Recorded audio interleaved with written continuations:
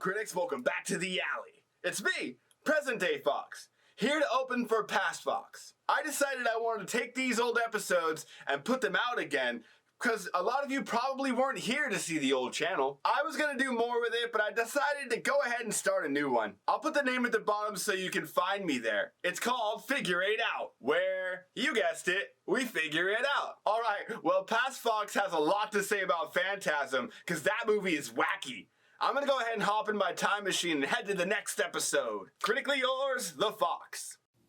Hello, Internet. So great to see you all again. I hope you are doing well. Today we're going to be taking a show from our podcast, Foxton Entertainment, and releasing it here so that it can wreak its havoc among many more minds. Welcome to Critic Alley.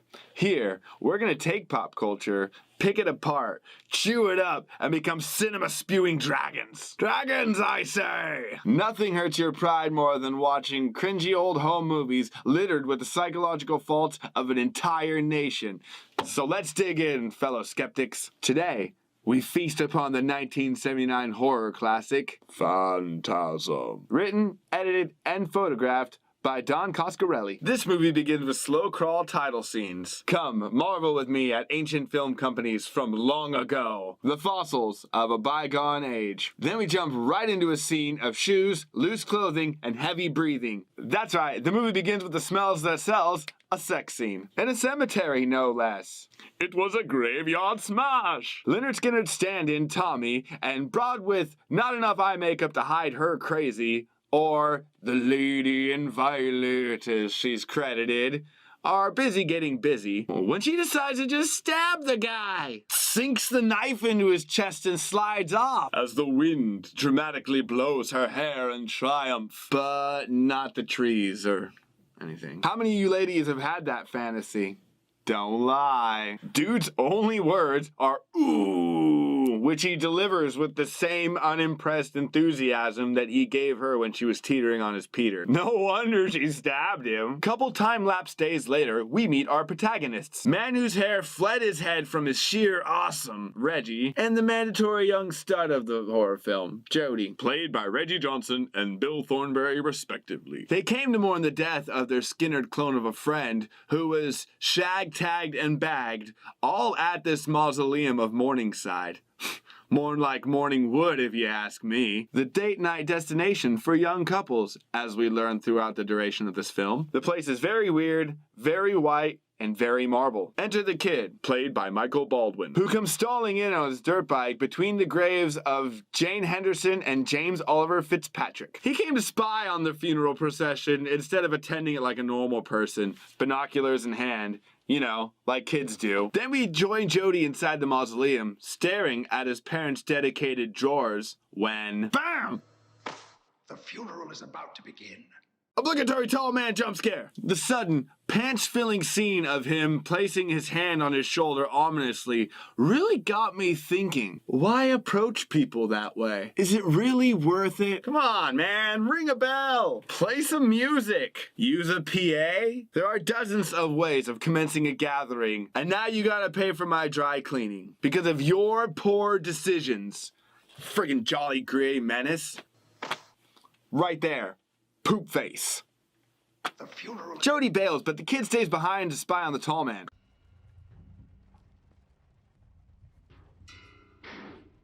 Did you see him pick up that second string Skynyrd's coffin single-handedly and huck it in the back of a hearse like an old cheeseburger? It took 6 grown men earlier to do that. Jeez, Mr. Muscles. Kid goes and visits what I can only assume is the town psychic. Or witch. A girl roughly his age and just as creepy as the house he's walking into answers the door and leads him through it to see her grandmother, who uses more than enough candles to light every church in a 30-mile radius just to sit there in sunglasses in her fancy chair like some sort of black magic Stephen Hawking with a serious Ozzy Osbourne fetish. No joke. Look. Much like Hawking, she doesn't use her vocal cords, but instead telepathically communicates through her granddaughter like one of Jeff Dunham's playthings. He explains to her how his codependency is so intense that he chases his brother on his morning bike rides with a fun flashback scene. He's a tough little kid. I love him. I'm gonna miss him. Then brings up the tall man with another flashback that brings up a scene from earlier. You know, the one where he threw the coffin like it was nothing? He scrambles to get on his bike, but before he can escape, he's flung by telekinesis. You know, the one that all weird tall people have. You know the one.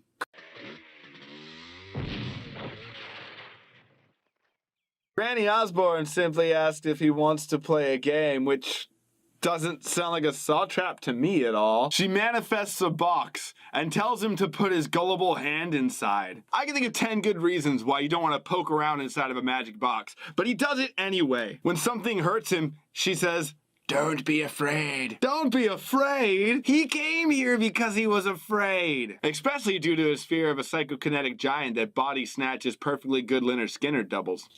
It's madness. After calming down, his hand is released, and he places a couple dollars on the magic box and it fades away. Reggie pulls up in his ice cream truck and then... That's right, he saunters up, picks up the acoustic, and reveals that he is the true star of this stage as he slams those solos in the way that only a man with soul can. That really only ends up being so relevant. As a fellow musician myself, I can just respect a good solo. Skip forward that night to a bar in the desert. Jody pulls up, walks in, sits down at the bar, and orders a drink next to the Lady in Violet. Or as you may remember her, Mad Memories McStab Happy back in Act 1. No joke, Stud doesn't spend 5 minutes with her before they leave together. Haha, well-placed parking and rear sign, right? You would think down the street meant a hotel or something, but nope. They went back to the cemetery. Good old Morningwood. Bonetown, USA. Of course his brother is still following him, so when the breasts fly, he's like, whoa. Yeah, like that. As he's being a peeping Tom,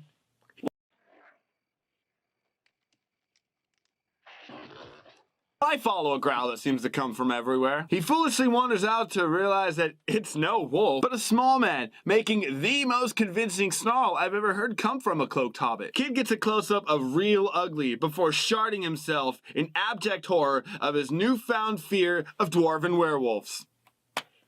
See right there? Poop face.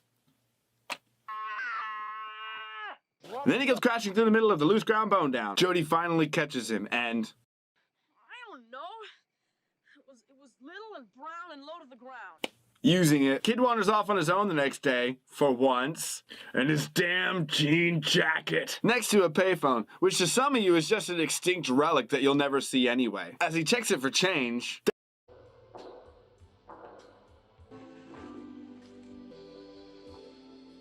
That's him pooping again.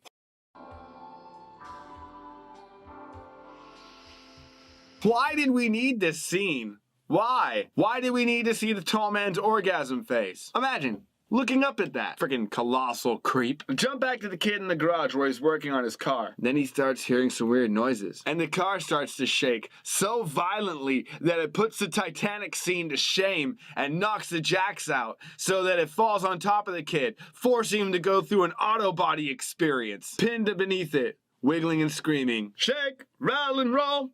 His brother eventually finds him, pulls him out, and dismisses his explanation by verbatim saying this. Sure wasn't that retarded kid Timmy up the street? Who apparently has a record of breaking into people's garages and jumping up and down on their cars like friggin' Donkey Kong. To be fair, the 70s were a very different time and they didn't know how to approach sensitive subjects like that. Clearly that was the wrong way, but that night, or later that night, time doesn't matter right now. There's an insane, tall man terrorizing the streets. Kid sneaks out to go to Morningwood in his stupid jean jacket for some good old B&E. He finds a room full of coffins and... oh dang, an old codger with no previous screen time. Before he can find Mike behind coffin number 3, the tall man appears. They look at each other and just bail. Cool, whatever. Mike goes to leave when clang bang murder thing, in comes the ball. This silver sphere of certain sudden skewer. I've been waiting for this scene for the whole movie because I remember it from my childhood. Ball flies in, kid dodges it just barely. Hatman comes up and tries to grab him, prompting the kid to chomp down on his hand. Hatman doesn't give in, but Mike's bloodlust is not fulfilled as he bites even deeper into the meat and tissues of the hand of he who would not be named. He can't hold him any longer and lets him go. Look at that face. He knows he's screwed. He sees the ball coming. He knows the ball wants one thing and is now equipped with forked blades.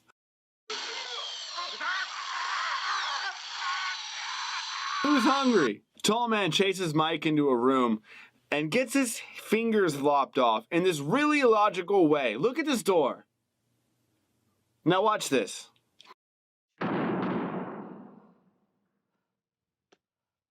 Now. Nope, not even gonna do it. Moving right along. He goes to make his great getaway, but as he climbs out the window, he's grabbed by tiny feet that hold him just long enough so they can have product placement on the shoes he's wearing. And he kicks the little buggers off and rolls away. He's got that one finger in his pocket still, don't forget. Back at home, Jody wants to call the cops? No priest at least? No exorcist? Meanwhile, the finger is turning into a friggin' fly monster in the other room, cause what is anything?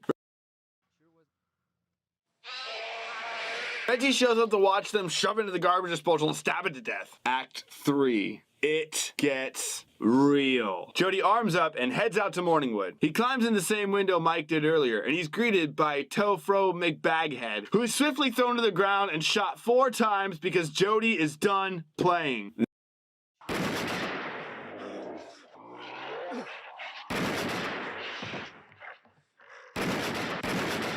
Then he just leaves? Oh, right. He needed to have a car chase with the tall man. That makes sense. They shoot out his engine, swerves into a tree, and they go to investigate the corpse, hoping to find that they finally killed the tall man. But what they found was way worse. It was one of those little aggressive Jawas, but not any aggressive Jawa.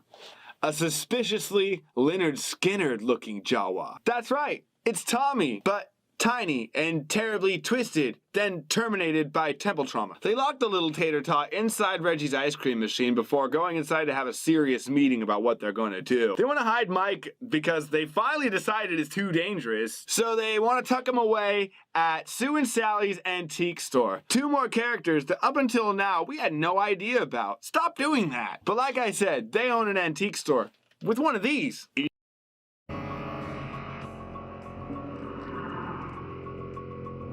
Your heart out, J.K. Rowling. Jody's dreams are haunted by the tiny hooded hands of hairy houndmen, while we find Reggie's ice cream truck flipped over in the gutter.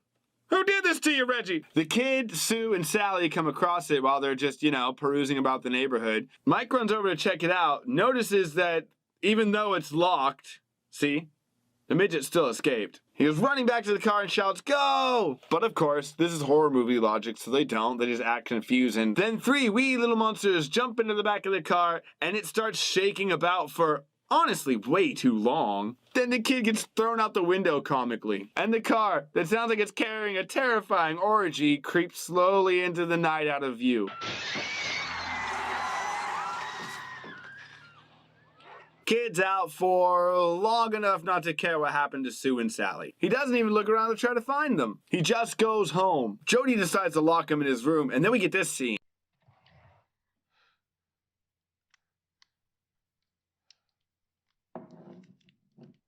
Yeah, he earned that. As soon as he escapes, the tall man grabs him, throws him in the back of the hearse, starts driving away. The kid once again redeems his poor fashion sense by shooting out the window, then the tire, and tucking and rolling out of the vehicle like friggin' James Bond. They all meet back at the cemetery, luck would have it. It was calling them. Then the ball comes back! Now equipped with beast vision. You guys remember that 90s monster vision that was in infrared and it would be creeping up slowly behind the person like... Yeah, Ball did it first. And Jody skeet shoots it, just blasts it to 1,000,000 pieces. I loved that Ball. They're finally about to get to the mystery of this whole puzzle when friggin' Reggie appears. I'm glad he didn't die in the ice cream incident. Reggie tells his story of hiding in a casket, getting brought here, ending up with the 2 girls, helping them escape, and then coming to look for the 2 guys. But something seems wrong to me. If they were making Munchkins, why would it matter if he was dead or alive? Other dead people turned into him. Remember Skinner Munchkin? If he helped the girls escape, why not leave? Did he know that Jody and Mike would end up here? Is Reggie in on it? They meet up again after Mike goes through the portal and learns about the scheme through an epiphany that he has in there about how the tall man is kidnapping people, dead or alive, through this dimension, compressing them down and taking them back to his own place so that he can use them as slaves. Then, lights go out. But he comes face to face with crumpled pelt skin. Poop face. Everyone is lost, because that's what you do in old movies. You get lost, and you freak out, and you yell in the dark. Outside, the lady in violet has returned. She's standing in the bushes with a knife. Same knife, actually, that I think just killed Skinner. Reggie's inside, getting really weird with those pedestals. Double dutching him, really getting his hands all over him. The look on his face is the one you get when you're cleaning your ears. Yeah, that nearly orgasmic face. Weird, because Mike didn't seem to enjoy it when he was touching those pedestals. Reggie's excitement kicks the portal onto high and it begins sucking everything in the room into it at such high velocities that Hoover would be proud. After fighting his way through that, Reggie heads outside and finds the lady in violet. Not being privy to who she is at all, he's like, "Oh my God, let me help you," when she stabs him. All this way, Reggie, and you just let some crazy bimbo stab you. The lady in violet reveals that she is the tall man in a really weird back and forth face swap scene that takes place as he's straddling Reggie's dying body. So, Skinner, back in Act 1, Reggie just sits there and suffers until he stops breathing.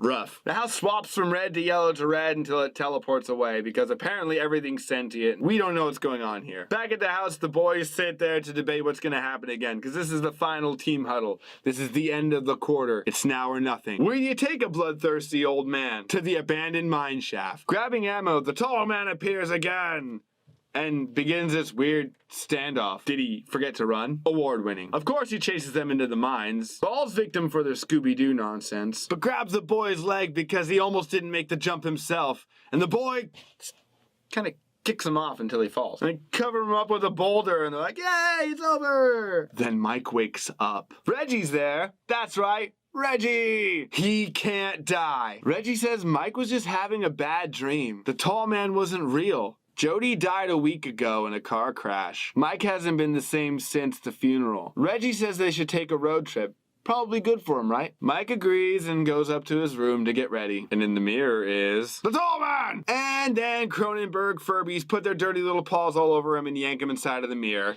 End credits. I would like to mention, there's a bottle of pills on his cabinet. You see him when he walks in. Was it a dream? Or was it madness? Either way, it was bonkers. I think he's got some kind of a problem. Thank you, Angus Scrim, for bringing life to the tall man and nightmares to thousands of children. You sicko.